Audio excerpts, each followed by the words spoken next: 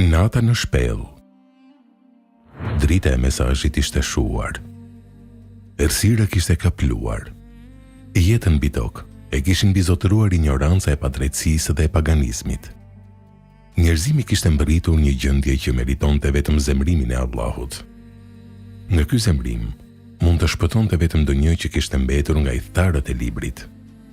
Diku, në një anë të botës, një prej njerëzve del nga qyteti dhe ndjek shtigjet mes maleve, duke synuar të arrinte tek maja e njërit që kishte zgjedhur midis tyre. Kur e shikon atë mal, ndjen sikur atë e ka krijuar Allahu posaçërisht për këtë njeri, posaçërisht për këtë ngjarje. Pasi malet përreth tij shtrihen poshtë, përveç atij. Maja e tij qëndron lart, sikur po shikon diku larg. Ngjitja në majën e tij është e lodhshme dhe rruga është e vështirë dhe shkëmbore. Ai është aty lart në një shpellë në majën e malit. Aty është ulur dhe shikimi i tij shtrihet thellë në horizontin e largët. Para syve të tij qëndron shtëpia e Allahut, të cilën dikur e kishte ndërtuar babai i tij Ibrahimi a.s. Me qëndrimin e tij në këtë lartësi, ai duket sikur shpreh lartësinë e tij mbi neveritjet e paganizmit dhe padrejtësinë e tij. Nga kjo lartësi ai e shtrin shikimin në horizontet e gjera të universit, duke vështruar larg. Vallë, çfarë ka mbetur prej mesazhit të Allahut drejtuar banorëve të tokës? Ky vend, me lartësinë e tij të madhe, pamjen e tij madhështore dhe vendodhjen e tij të veçantë, është pikërisht vendi më i përshtatshëm për të zhytur në mendime të thella, për të menduar rreth krijimit të qiejve dhe të tokës, për të kthyer më pas te madhështia e Allahut pas këtij vëzhgimi dhe meditimit të gjatë në madhështinë e mbretërisë së tij. Zoti ynë, këtë nuk e krijove kot, i lartësuar qofsh, ruana prej dënimit të zjarrit. Në një natë të qetë, ku çdo gjë në univers ishte në qetësinë e saj, dhe ai ishte në meditimin dhe në përkushtimin e tij, në strehën e shpellës, në majën më të lartë të malit, kur papritur këtë meditim në heshtje dhe qetësi, e ndërpreu zbritja e engjëllit dhe ardhjes së të vërtetës nga Zoti i tij. O Zot, imagjino të dërguarin e Allahut sallallahu alaihi wasallam në shpellë dhe përreth tij çdo gjë është qetësi.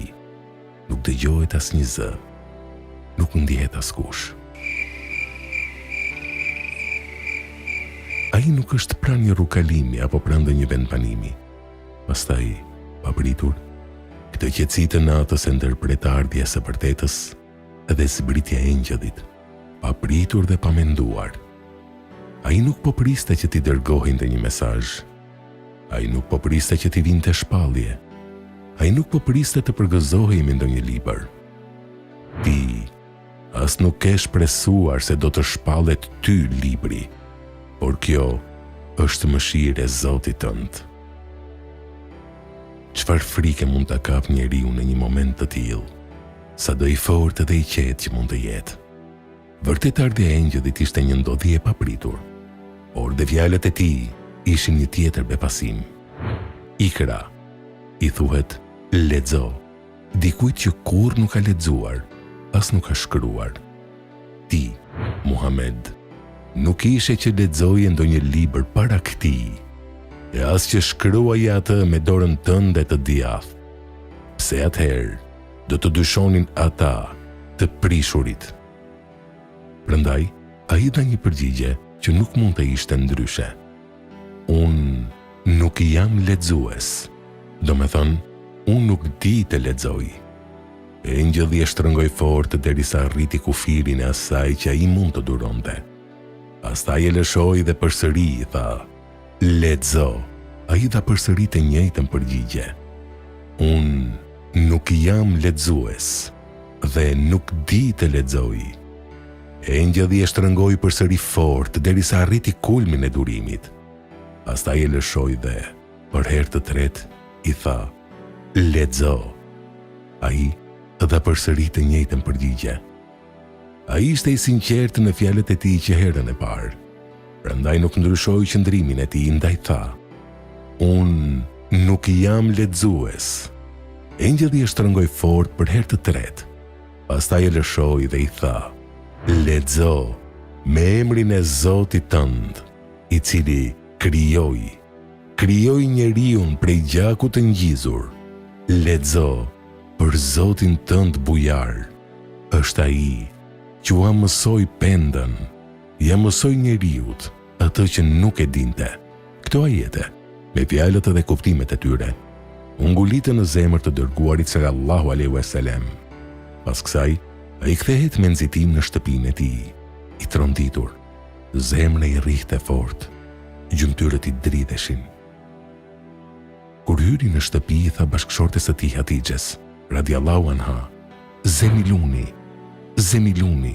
që do të thotë më mbuloni. Ai kishte nevojë të pushonte pas atij mundimi. Kishte nevojë të qetësohej pas atij befasimi. Pas një çlodheje, pushimi dhe qetësie, ai tregoi bashkëshortes së tij Hatixhes çfarë kishte ndodhur. I tregoi çfarë kishte parë, çfarë kishte dëgjuar dhe çfarë kishte kuptuar. Ajo ishte gruaja e tij e dashur, e mençur dhe e zgjuar. Ai beson dashurisë së saj, këshillës së saj dhe mençurisë së saj. Prandaj, ai tregoi të gjitha ndjenjat e tij. Kisha frikë për veten time. Këtu Hatixhe ndërhyn me fjalët e saj të qarta dhe të prera, me bindje dhe me konfirmim, madje duke u betuar pas një dyshim: "Jo, pasha Allahun, Allahu nuk të turpron kurrë." Të duket sikur po e dëgjon të gjithë universin, me engjëj, me trupat qiellor dhe me krijesat madhështore që përsërisnin fjalët e Hatixhes, sikur duan t'i shprehin Muhamedit sallallahu alaihi wasallam atë që i shprehu bashkëshortja e tij me fjalët e saj: "Jo, vallahi, Allahu nuk të shpalli ty, nuk dërgoi tek ti, nuk të dërgoi ty, nuk të zgjodhi ty nga mesi këtij njerëzimi të hutuar dhe të çoroditur për të poshtëruar dhe për të turpëruar. Përkundrazi, ai dëshiron të nderoj ty dhe të nderoj njerëzin me ty, të lartësoj ty dhe të lartësoj njerëzin me ty, të fisnikëroj ty dhe të fisnikëroj njerëzin me ty, të udhëzoj zemrën tënde, të lartësoj emrin tënd. Prandaj mos ki frikë për veten tënde. Jo, pasha Allahun, Allahu nuk të turpëron kurrë." Këtu shohim disa vlera të mëdha. 1. Sa më shumë të hedhin vështrimin e largpamësisë rreth këtij fragmenti, aq më shumë do të kuptojmë madhështinë e ngjarjes. Do të bindemi pa egzagerim se kjo është ngjarja universale më e madhe që ka ndodhur mbi tokë, që me ardhjen e Ademit alayhis salam e deri në ditën e Kiametit. Rrjedha historisë nuk ka ndryshuar me asnjë ngjarje tjetër siç ka ndryshuar me këtë ngjarje. Njerëzimi nuk është gëzuar për ndonjë ngjarje tjetër, sa është gëzuar për këtë ngjarje. Nuk njoh ndonjë ngjarje që meriton të përmendet, të falënderohet dhe të manifestohet para kësaj ngjarje. Prandaj e përmendëm dhe e përjetësuam kujtimin e saj, vargjet e Kuranit, muaji i Ramadanit, që në të filloi të shpallet Kurani. Këtë manifestim e ripërsërit engjëlli Xhibril së bashku me profetin Muhammed sallallahu alaihi wasallam, i dërguari i Allahut në Ramazan. Ishte më fisnik se çdo herë tjetër. Pas atij, i vinte Xhibrili për të takuar dhe për të përsëritur Kuranin, për të dërguarin sallallahu alaihi wasallam dhe umetin e tij. Çdo Ramazan ripërsëritet kujtesa e takimit të parë me shpalljen dhe me shpirtin e shenjtë. Një lajm i mirë prej gajbit, në grykën e shpellës, solli shpalljen, e cila botës të fshetat i zbuloi. Lajmi i mirë i profecisë, si aroma në agim u përhap. Mbi çdo kodrin lindjen e dritës njoftoi, duke thyer heshtjen dhe duke bartur çdo fllad. Der më der, nga shtëpia në shtëpi, me qetësi kaloi. Mekës së përgjumur, gishtrin t'i ledhatoi. Duke paralajmëruar mëngjesin, agimin e trënditi, drejt botës, agimin e shtyu përpara dhe e dërgoi. Për agimin e brezave dhe epokave, historin lajmëroi. 2. Sa e madhe është dhurata, mirësia dhe bujaria e Zotit. Ai është më bujari. Ai u kthye drejt njerëzimit dhe atyre u zbriti shpalljen e tij. Atyre ju drejtua me fjalët e tij, dhe nga mesi i tyre zgjodhi një qenie njerëzore si ata, me të drejtin prej tyre dhe me zemrën më të pastër. Kështu që zemra e tij të jetë streha e fjalëve të Zotit drejtuar njerëzimit. Kjo është një mirësi nga Zoti dhe një dhuratë që ju bë atyre, jo se ata e meritonin. Madje asje e kërkonin, por Allahu i lartësuar me mirësinë dhe mëshirën e tij, e fillon bekimin nga ana e tij dhe e vazhdon mbi njerëzit. Pa mendo pak se si Zoti yt i madhëruar dhe suprem, dhe të cilit përulet i gjithë universi me çdo gjë që ka në të, ai me tërë madhështinë, lartësinë dhe krenarinë e tij kthehet ndaj krijesave të tij, njerëzve të cilët jetojnë në tokë, në këtë planet të vogël, i cili lundron në këtë univers të gjerë. Ai flet rreth tyre, i drejtohet atyre, u përcjell atyre fjalët e tij për t'u treguar fenë e drejtë dhe rrugën që duhet të ndjekin. Sa madhështore është dhurata e Allahut dhe mirësia e tij. Sa krenari e madhe dhe nder i madh për njeriu të nderohet me këtë dhuratë dhe këtë mirësi. 3. Në takimin e parë, i dërguari sallallahu alaihi wasallam u tronditi dhe u shqetësua. U kthye në shtëpi. Zemra i rrihte fort dhe gjymtyrët i dridheshin, i trembur dhe duke u dridhur. Ky është një tregues i fortë që vërteton profecinë e të dërguarit sallallahu alaihi wasallam. Kjo vërteton edhe një herë faktin se shpallja që i erdhi nuk ishte diçka që ai po e priste, po shpresonte apo po ndërronte. Këtë e vërteton fjala e Allahut të Madhërisëm. Ti as nuk ke shpresuar se do të shpallet ty libri, por kjo është mëshirë e Zotit tënd.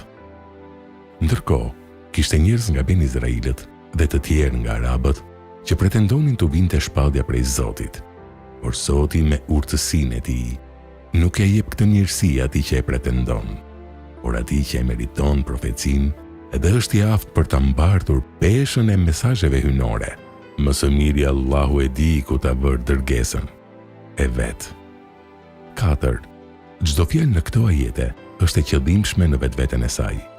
Brenda secilit ajet shfaqet urtësia e madhe e përzgjedhjes së tyre për të qenë vargjet e para të shpallura nga Kurani. Le të ndalemi pak me këto ajete. Ajetet fillojnë me një thirrje për të lexuar dhe për të lartësuar lapsin e librin.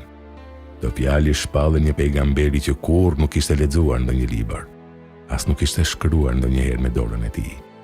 Nëse ky njeri që nuk dinte shkrim dhe lexim është ai që e cakton se çfarë shpallet, apo ai vetë shpiku Kur'anin nga ana e tij, ai nuk do t'i kishte vendosur këto vargje në fillim të Kuranit, pasi ato e urdhërojnë për të lexuar e ai vetë nuk dinte të lexonte. Por këto ajete tregojnë se ai është pejgamber dhe shpallja është prej Zotit. Kështu që Muhamedi sallallahu alaihi wasallam është pejgamber. Atij i vjen shpallja prej Zotit. Ai transmeton atë që i shpallet nga Zoti i tij. Ajetet ftojnë të fillohet me emrin e Zotit, i cili krijoi, duke përfshirë këtu çdo gjë që Allahu krijoi në univers. Pastaj detajon duke thënë: krijoi njeriun prej gjakut të ngjizur. Në këto ajete ka mësime të mëdha. Ato sjellin qetësi në zemrën e pejgamberit sallallahu alaihi wasallam. Çdo njeri që mund të kundërshtojë këtë thirrje, sado armik apo komplotist i madh që të jetë, ajetet i japin madhësinë e tyre të vërtetë. Të gjithë këta janë krijesa, ndërsa ai që e dërgoi pejgamberin është vetë krijuesi. E çfarë peshe kanë ata? Çfarë rëndësie kanë ata nëse dërguesi është vetë krijuesi i tyre? Lexo për Zotin tënd bujar. Këtu nuk thot thjesht bujar, por më bujar se çdo bujar tjetër. Këtu bujaria është e pakufishme. Nga bujaria e tij është kjo shpallje. Nga bujaria e tij është përzgjedhja e Muhamedit nga mesi i njerëzve për të mbartur mesazhin e tij. Nga bujaria e tij është mbrojtja për pejgamberin dhe kujdesi për të përballur çdo armiku dhe kundërshtari mohues. Ai që e dërgoi është më bujari Edhe më bujari nuk e dorëzon as nuk e turpron të dërguarin e tij. Sa më dështore është të marrë si dhurat shpallin prej Allahut. Lexo për Zotin tënd bujar dhe pas kësaj të marrë mbështetjen prej bashkëshortes së tij. Jo pasha Allahun, Allahu nuk të turpëron kur. Është ai që ua mësoi pendën. Ky është pejgamberi që Allahu i solli shpalljen për të lartësuar vlerën e diturisë dhe të lapsit. Pas kësaj vërshuan mira dietar, mira dhe miliona libra që u shkruan dhe lexohen rreth diturisë së këtij pejgamberi, sheriatit dhe shpalljes që i erdhi. Edhe pse ai vetë që analfabet, as shkroi, as nuk lexoi. Dietarët mësuan njëri pas tjetrit atë çfarë shkruan të tjerët para tyre, kurse i dërguari i Allahut i mësoi njerëzimit çfarë të shkruante.